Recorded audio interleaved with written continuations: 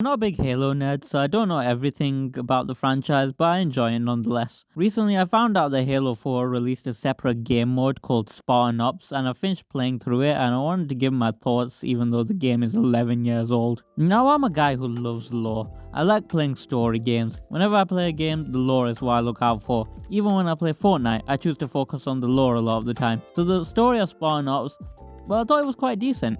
I enjoyed watching the episodes before playing each one and building upon it while playing. Your own Spartan is technically canon as we never actually see who Crimson are. I like the characters and how they at least tried to build upon them. Thorn dealing with his loss and expressing his desire to be like the Spartan 2s, Palmer and Lasky's brother-sister relationship was explored, Halsey's twisted mind, all good stuff. However, saying that, I do have my gripes with this game mode. While I found the narrative an interesting experience, I also found the gameplay interesting in the way of why did they decide to make this firefight. I think that's where Spartan Ops failed most because they tried to fit a story experience into a game mode where the people who would be playing Firefight probably wouldn't care for that. There were 5 chapters in each episode and 10 episodes altogether, and a lot of those, especially towards the beginning, felt very slow and filler. I mean, making 50 different chapters, I suppose you'd have to have some repetition, otherwise you'd be there all day, but at the same time, why not just make it its own campaign DLC rather than try forcing into this? For those just wanting a narrative experience, having to pick off every single enemy before you can advance is tedious work,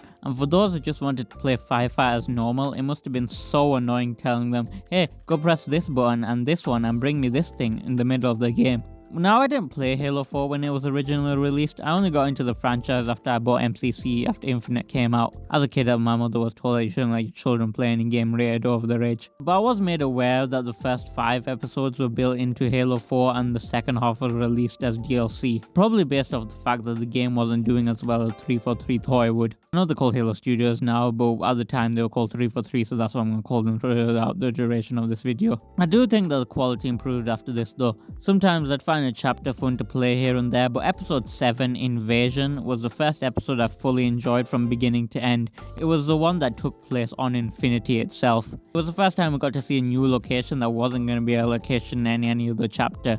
And I think Infinity's cool. But by the way, destroyed way too early at the beginning of Halo Infinite. Let's talk about how this affected Halo 5 for a second. No, God! No, God, please, no! No! No!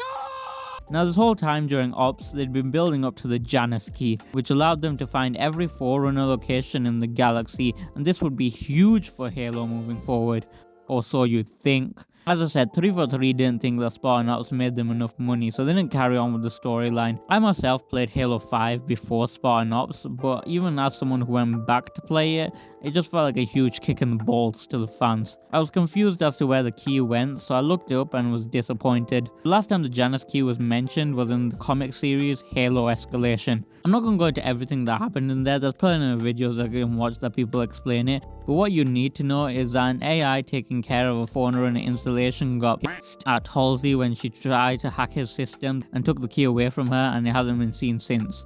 Something else I found annoying was that they spent Spartan Ops building up Julim Dharma as the Didact's hand, and he was powerful, but what happens at the beginning of Halo 5? That's right, he gets immediately killed by red team. That kill just felt so unearned, and as if 343 were just trying to sweep away the last remaining pieces of Ops under the rug. The only person deserving of that kill was Spartan Thorn, and as I said, I played 5 before Ops, so at the time that didn't really mean anything. I mean, it felt out of nowhere, but I was like, whatever. But after playing Ops, I just feel disappointed. 20 hours of gameplay for that. However, as much as I have complained throughout this video, I would like to see Spartan Ops Season 2 somewhere down the line, as I really did enjoy the story. However, I think if they were to revisit it, it would be best to try and make it its own campaign rather than Firefight again, or at least something different that could actually work. I enjoyed the fact that there was a 6-minute episode before each chapter, and I would like to see more of that, but preferably as cutscenes, some short and some long, because I enjoy the animation, and maybe you could see your own custom Spartan in there like in Reach. Even though Halo Studios have said that they won't be releasing campaign DLC for Infinite, I still hope that one day they change their mind. Anyway, this has been my rambling on Halo 4 Spartan Ops. Let me know in the comments how your experience with that game was, and subscribe if you think that they should release a Season 2. I know I don't usually post Halo content, but this has been pretty fun, so maybe I'll do some more in the future. Thanks for watching, and I'll see you in the next one.